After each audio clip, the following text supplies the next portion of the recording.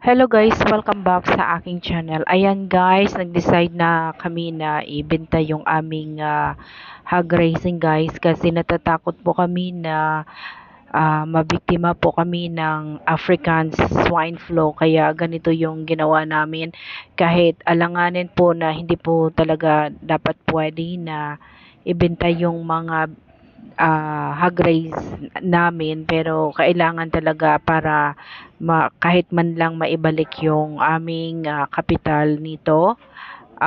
So nakaka-stress po talaga, alam nyo ba yun?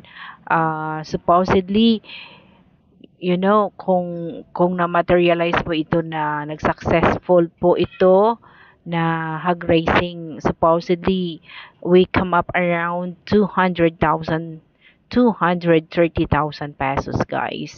So nakakapanghinayang man, pero syempre pag nasa business po tayo, kailangan po natin na maglaro po. So kailangan po natin i-rest yung ating mga bagay-bagay po.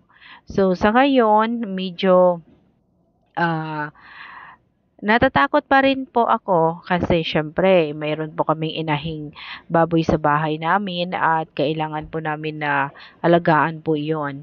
So ayan po yung inahing baboy namin po. Ayan, ganito po yung, this is the way how we, loaded the hog sa aming lagayan po. Ito po ay tinatawag po naming top down, ah, kargahan po ng mga baboy, or where do we um, load or carry our hogs po. So, ayan po yung taong tulong po sa amin kung paano po namin ito ma-dispose. Even though po na hindi po gaanong in good price, but at least, ayan. So, bawat kilo po ay mayroong designated po na presyo. Halimbawa po, 29 kilos po siya. Ang bigay po sa amin is 152. Tapos, pag 30 kilos po siya, pataas po hanggang 40, ito ay 155 155 pesos per kilogram po yung bili po ng aming hog po. Tapos, yung 40 pataas po sa 50 ay 159 po. At least po, kahit pa paano ay nakabawi po kami sa aming hog racing po. Kaya, ayan, medyo nakaluwag-luwag na rin na po ako. I mean po na nakukuha po na yung worry ko po, kasi syempre kahit papaano po bumalik po yung kapital po at saka yung gastos ko po sa pagkain po. Sa ganitong hog racing po, yung gastos po ko dito sa pagkain is around mga 24,000 pesos po. Tapos yung presyo po ng mga biik ay ginawa ko lang 3,000 pesos, kasi syempre yung kami din po yung nagpaanak ng mga biik na yun. Ito ay anak po ng aming inahing baboy, kaya ginawa ko na lang na 3,000 pesos po. So sa 13 heads po na mga inahing I mean yung mga biik na ito, ay yung presyo niya po ay nasa 39,000 pesos po. So, yung benta po ng aming 13 heads of hogs ay nasa 76,600 plus po yung kanyang total na presyo po. So, medyo naka-gain po kami, pero not really a lot po. Hindi kagaya ng dati po namin na yung 8 piraso po namin ay nasa 160,000 pesos. Pero ito po ay medyo hindi man lang nakakalahati po yung presyo niya po sa dati po na ano namin na presyo. So sa ngayon, inaantay ko na lang po na manganak po yung aming mumapig at sana po ah pinipiray ko po na sana po makasurvive po siya sa swine na flu po kasi syempre sabi nga nila yung swine flu or African swine flu, it will not uh, get out from the village without lefting some other um, mommy pigs or swine, something like that, or hogs. Sa ngayon, yung mga hogs po ng aming kapitbahay ay affected na po sila sa ngayon. Hindi mo talaga maiiwasan po kahit nasa slaughterhouse po yung mga swine na affected po, binibinta talaga sa slaughter. Nakikita po nung nag-deliver po kami ng aming mga biik doon or I mean yung mga hogs namin doon, nakikita ko po yung mga victims ng mga swine flu, parang nagpantal-pantal po yung kanilang mga skin po, parang nakagat po sila ng mga lamok, tapos parang may galis po, parang ganoon po yung mga nangyayari po sa kanila. Tapos mayroon po silang lagnat at saka kakatakot po. Nangungulay pink po yung kanilang color, parang ganoon, tapos nagiging purple po.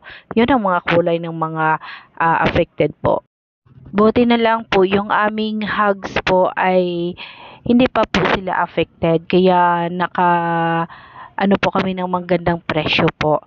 So, yung mga baboy po namin ay they bring over at the Iloilo cities at ginawa pong mga lechon yun. Mayroong isang lechonan doon sa city ng Iloilo na um, gumagawa po sila ng lechon, kaya in order nila yun, kinuha nila lahat yung aking baboy po, kaya happy po ako kahit papaano ay bumalik po yung aking kapital po sa baboy na kinapital ko din po.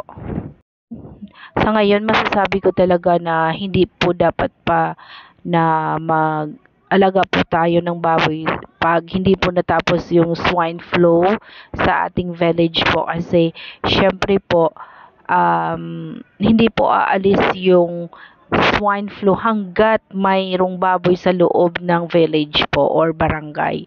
Kaya ina-advise po ng ibang mga tao at mga eksperto po kagaya ng mga nag-hog racing po na sa ngayon at ease po muna tayo, hindi po muna tayo mag-race po ng hog racing kasi parang nagsasayang ka lang ng efforts, ng pera po, kasi syempre hindi mo alam na baka ngayon, baka sa susunod na inoras po o susunod na oras po ay magiging biktima din po sila ng hog or African swine flu po.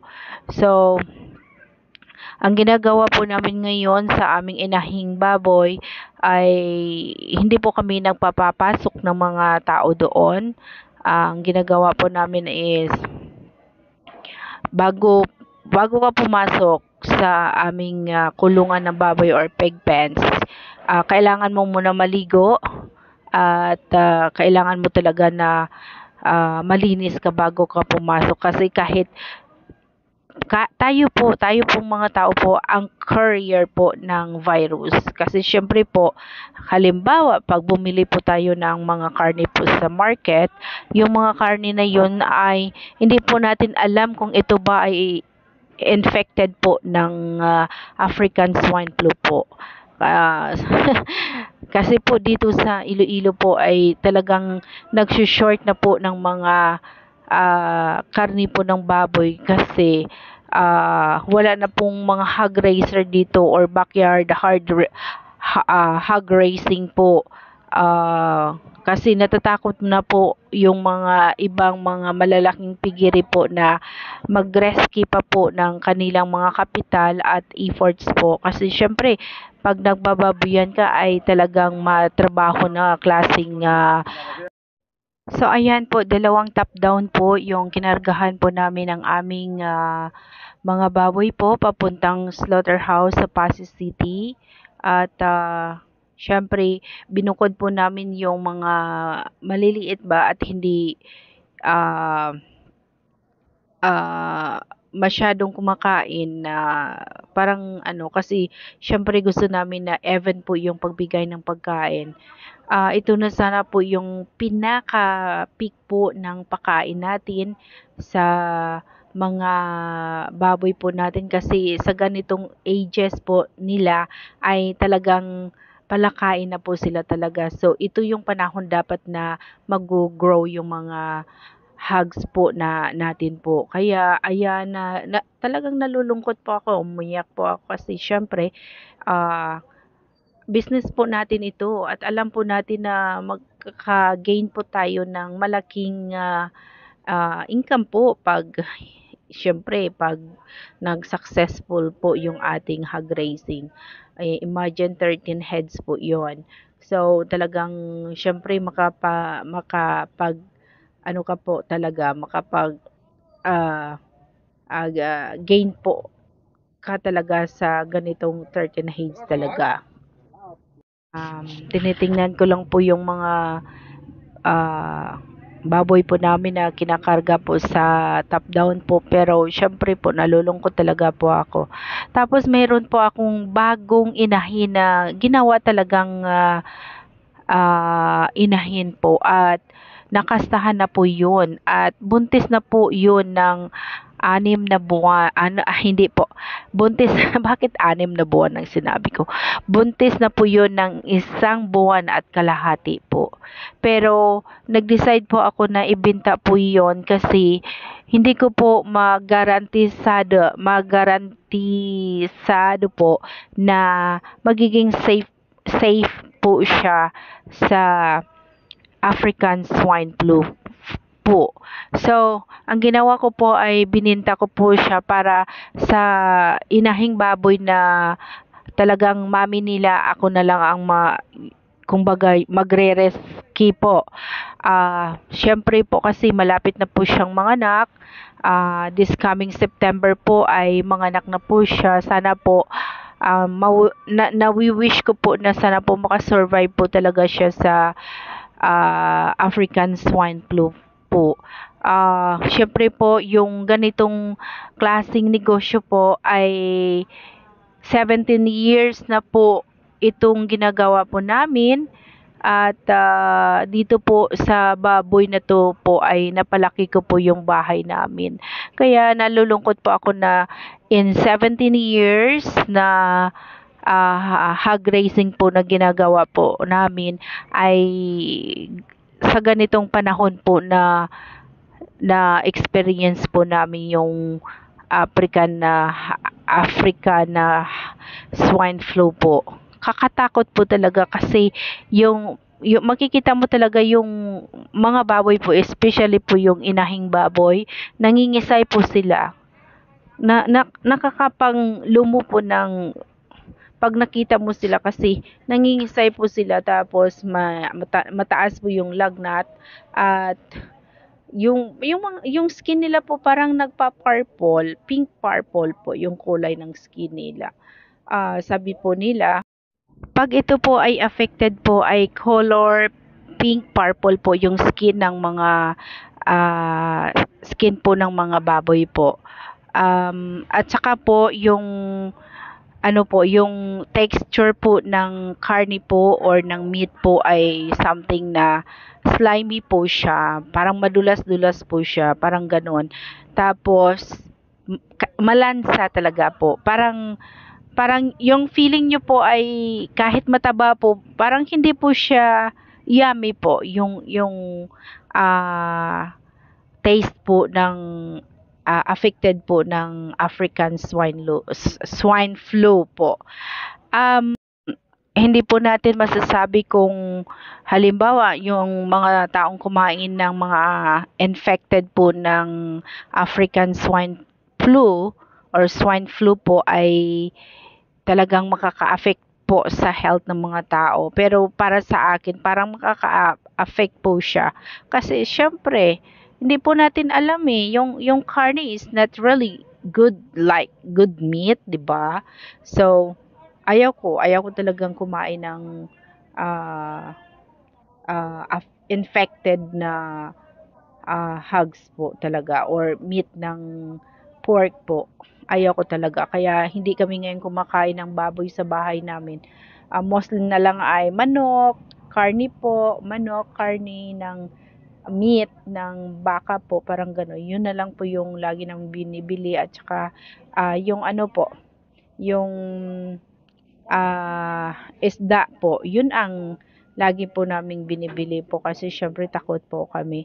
Ayan po, nililigo po sila kasi syempre dapat malinis po sila pagdating sa slaughterhouse po kung saan po wini-weigh po yung mga bigat po ng mga baboy na ito.